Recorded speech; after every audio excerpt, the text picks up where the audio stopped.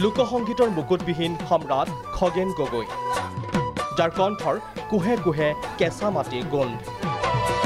৮০ দশকৰ পৰাই লোকসংগীতৰ ক্ষেত্ৰখনত নিৰৱধি একনিষ্ঠাৰে কাম কৰি আছে লোকসংগীত শিল্পী খগেন গগৈয়ে। প্ৰচাৰ বিমুখ শিল্পীগৰাকীৰ সৃষ্টিশীলতাই ইতিমধ্যে স্পৰ্শ কৰিছে ৰাষ্ট্ৰীয় আন্তঃৰাষ্ট্ৰীয় মঞ্চ।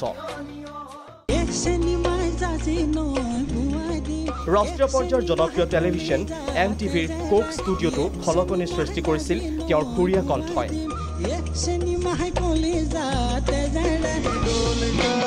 বলিউডৰ যশস্বী সংগীত পৰিচালক গায়ক শংকৰ মহাদেৱনৰ সৈতে তেওঁ কণ্ঠ নিগৰাইছিল টিপটপ দেখিলে শীৰ্ষক গীতটিত।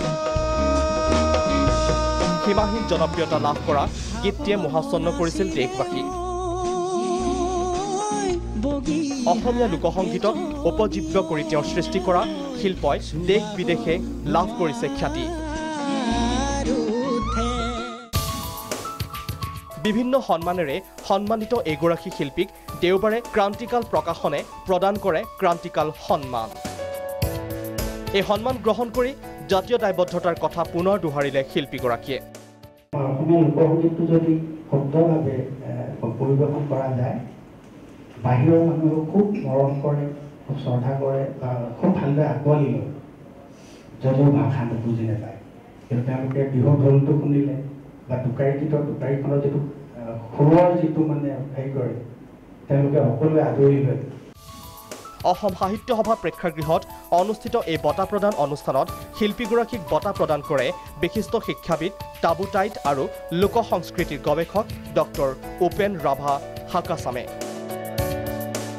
লগতে উপস্থিত থাকে বিশিষ্ট কবি আনিছ উজ্জামান, সাংবাদিক মৃণাল তালুকদাৰৰ লগতে আন বহুকেইজন গণ্যমান্য ব্যক্তি। নগাঁৱৰ শিৱকান্তক ক্ৰান্তিকাল ন্যাসৰ উদ্যোগত ক্ৰান্তিকাল প্ৰকাশনে 2011 বৰ্ষৰ পৰাই প্ৰদান কৰি আহিছে এই সন্মান। এই অনুষ্ঠানতে উন্মোচন কৰা হয় 3মহীয়া আলোচনী নিবেদন সজন চিন্তা। আলোচনীখন উন্মোচন কৰে বিশিষ্ট শিক্ষাবিদ ডক্টৰ বসন্ত ডেকাই। ক্ৰান্তিকাল প্ৰকাশনে একচুৱেলি এটা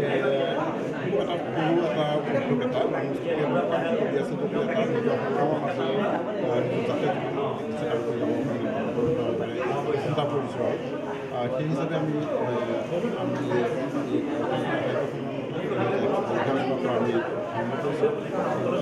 আমি কেইবাটাও দিছোঁ অসমীয়া জাতীয় যথেষ্ট বৰঙণি আগবঢ়াইছে আৰু সেই সকলৰ প্ৰতি আমি দায়বদ্ধ, জাতীয় প্ৰতি দায়বদ্ধ, গতিকে আমি এই বঁটাটো